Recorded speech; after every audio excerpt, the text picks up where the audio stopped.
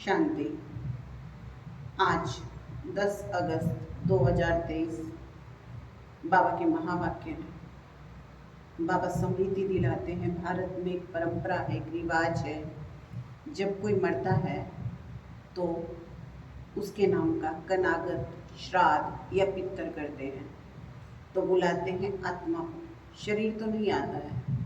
तो बाबा कहते हैं तो ऐसे ही आत्मा भी जैसे शरीर में प्रवेश करती है, ऐसे ही परमात्मा का भी शरीर में अवतरण होता है। बाबा कहते हैं ये बातें तुम्हें सिद्ध करके समझानी है। तो आज के महावाक्य हैं। बाबा कहते मीठे बच्चे, जब तुम बाप की गोद में आते हो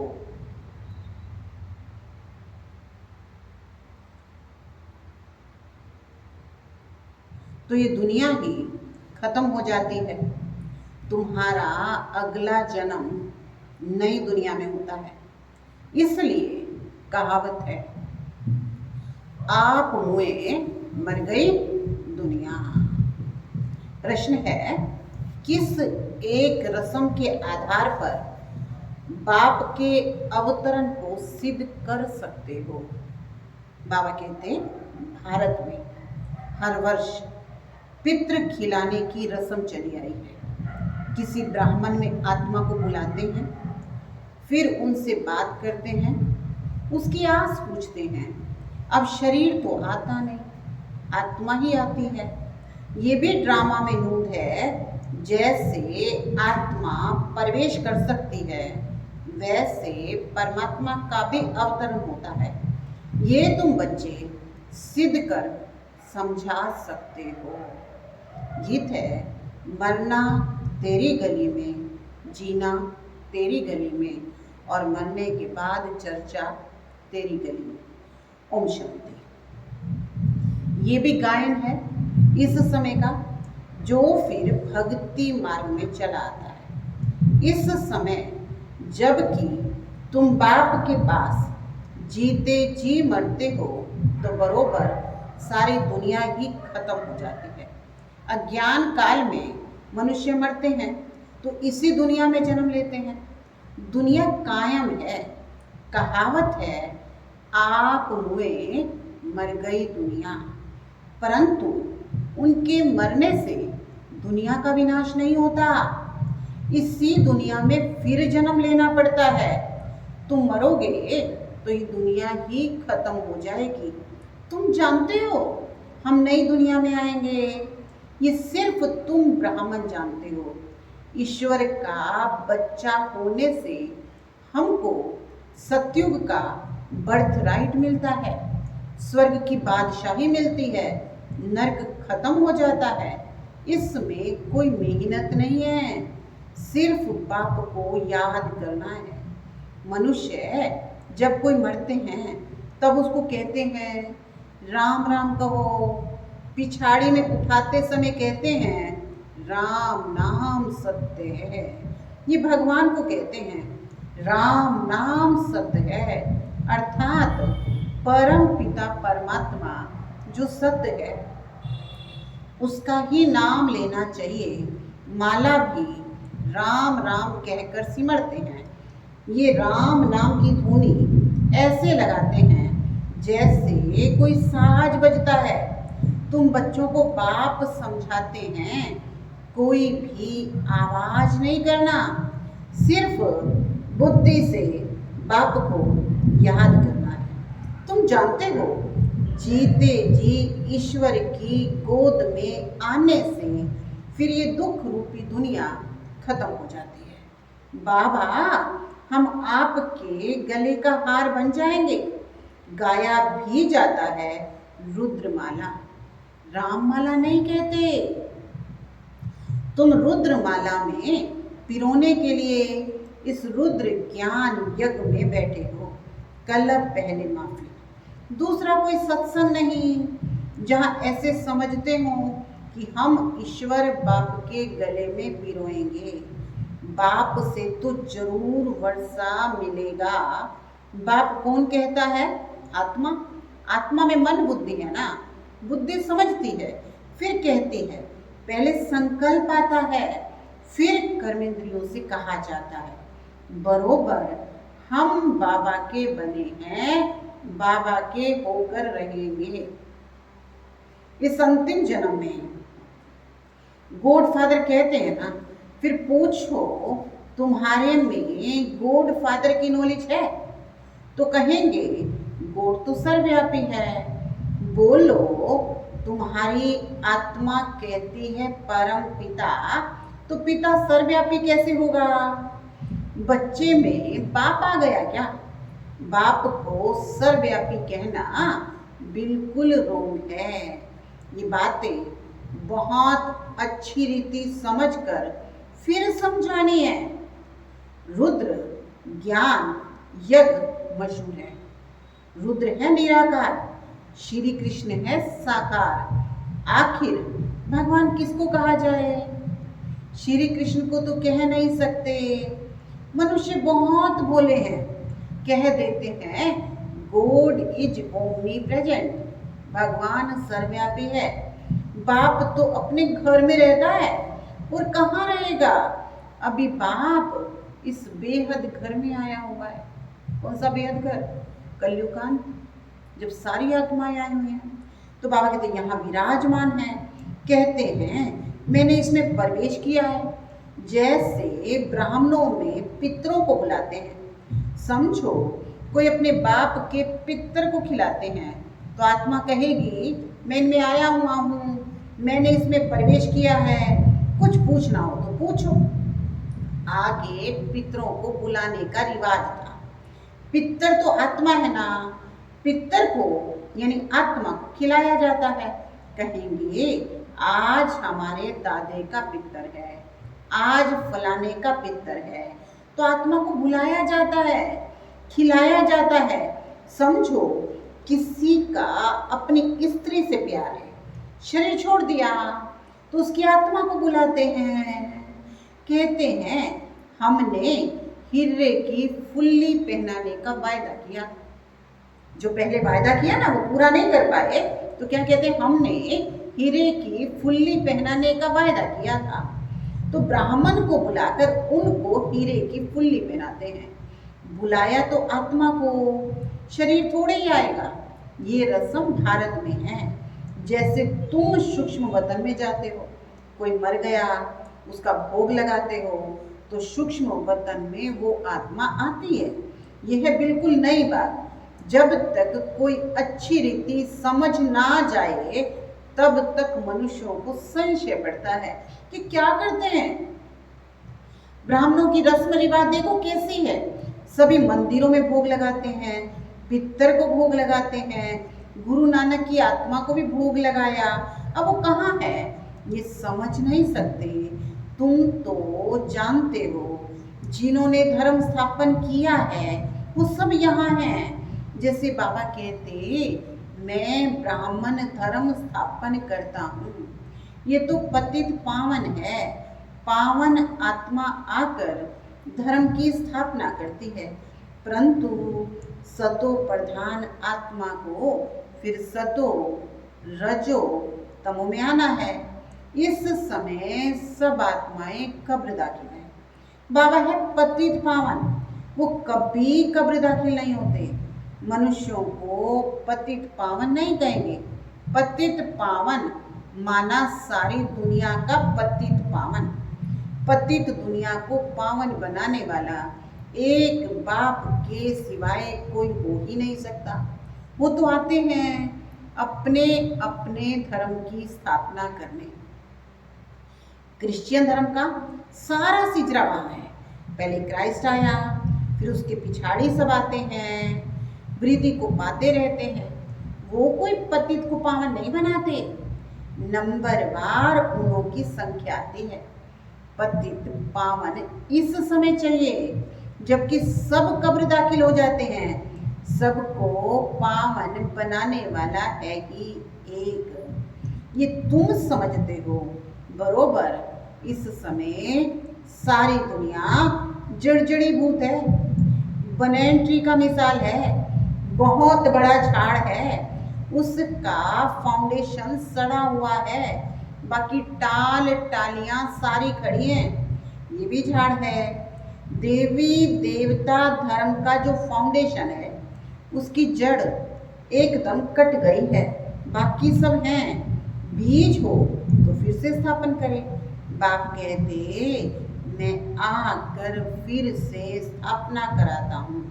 ब्रह्मा द्वारा स्थापना, शंकर द्वारा विनाश, बरोबर अनेक धर्मों का विनाश हुआ था। महाभारी लड़ाई के समय जो राजयोग सीखे उनकी फिर राजधानी स्थापन हो गई। तुम जानते हो अभी हम बाप के पास जाएंगे, फिर नई दुनिया में आएंगे, फिर झाड़ वृद्धि को बांटा जाएगा। देवी देवता धर्म जो था वो प्रायलोप हो गया।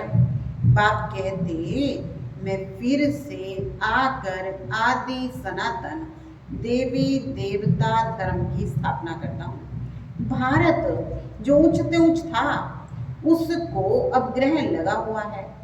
काम चिता पर बैठने से तुम्हारी आत्मा काली हो गई है।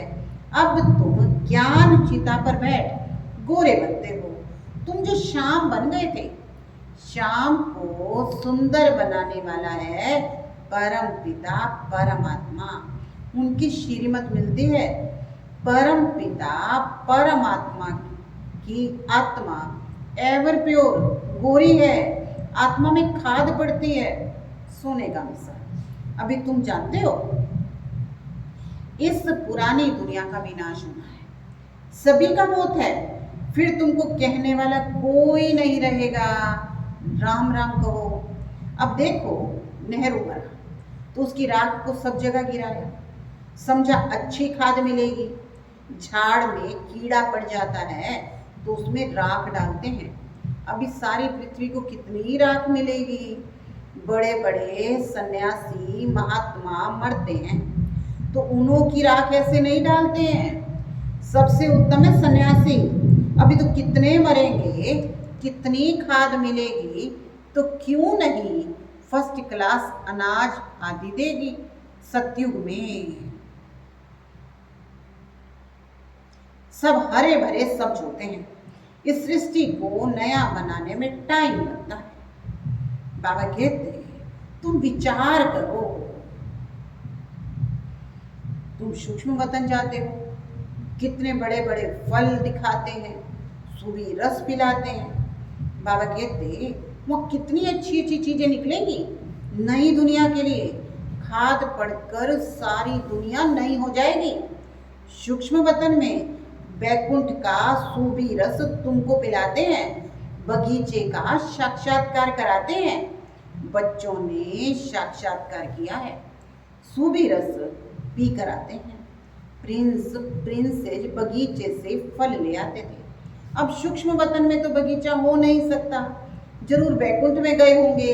अब एक एक को तो साक्षात्कार नहीं कराएंगे, जो निमित्त बनते हैं उनको साक्षात्कार कराते हैं।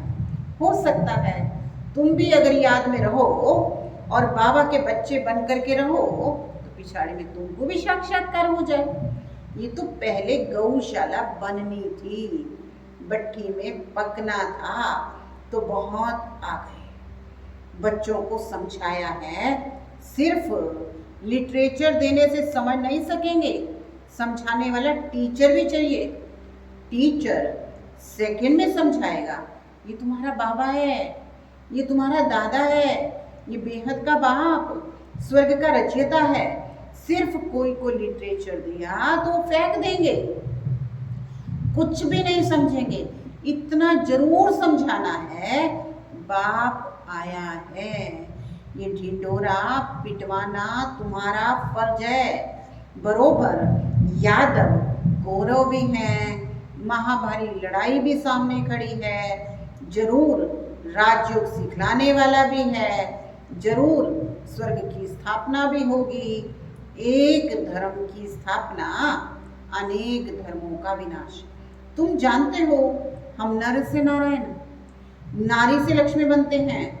ये है हमारी एम ऑब्जेक्ट। मनुष्य से देवता की करत न लागी बार। देवता सिर्फ सूर्यवंशी को कहा जाता है, चंद्रवंशी को क्षत्रिय कहा जाता है।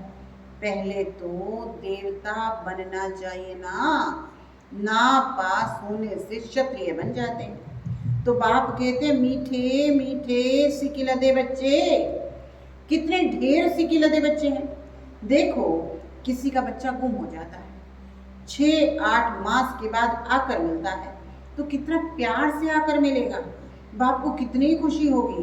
तो ये बाप भी कहते हैं लाडले सिकिलदे बच्चे, तुम 5000 वर्ष के बाद आकर मिले हो। लाडले बच्चे, तुम बिछुड़ गए थे, अब फिर आकर मिले हो बेहद का वर्षा लेने के लिए।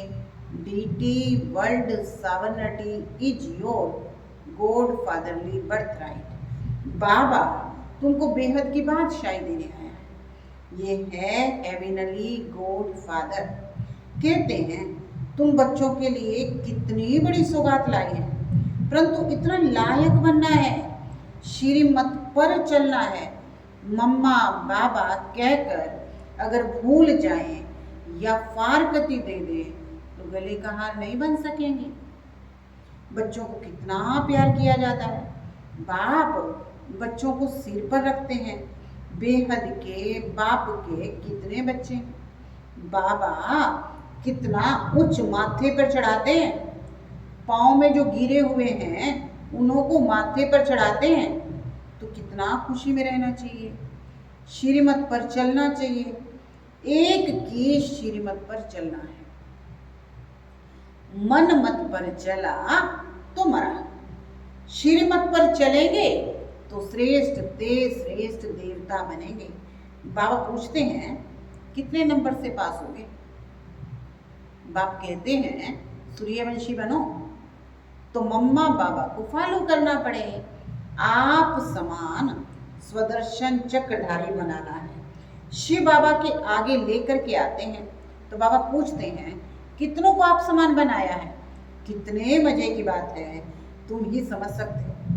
नया कोई बिल्कुल समझ नहीं सकेगा कि मनुष्य से देवता बनने की कॉलेज है।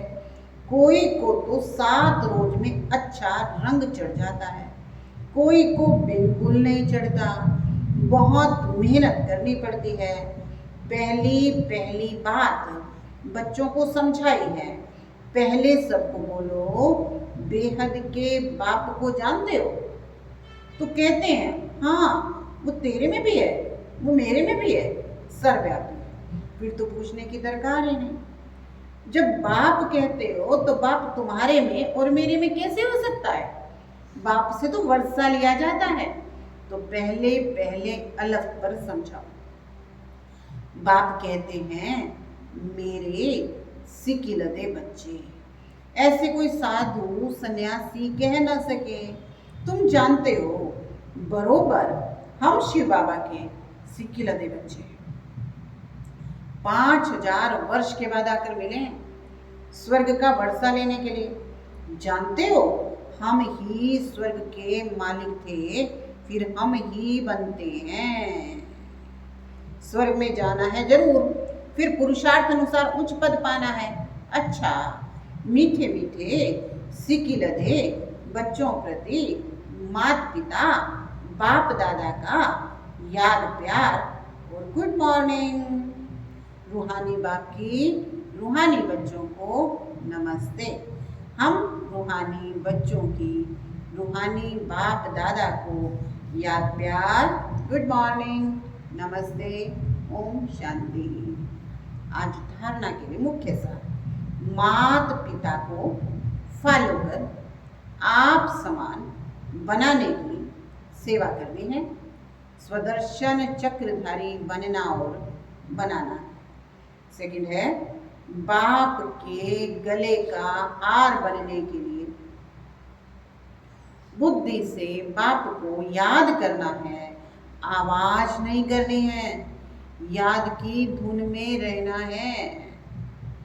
वरदान है देह अभिमान के त्याग द्वारा सदा स्वमान में स्थित रहने वाले सम्मानधारी भव।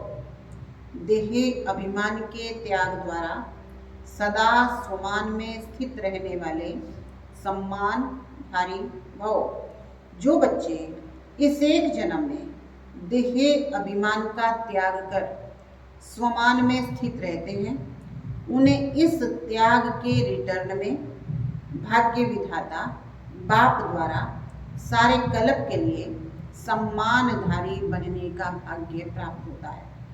आधा कल्प प्रजा द्वारा सम्मान प्राप्त होता है, आधा कल्प भक्तों द्वारा सम्मान प्राप्त करते हो, और इस संगम पर तो स्वयं भगवान अपने स्वमानधारी बच्चों को सम्मान देते हैं। तो स्वमान और सम्मान दोनों का आपस में गहरा संबंध है।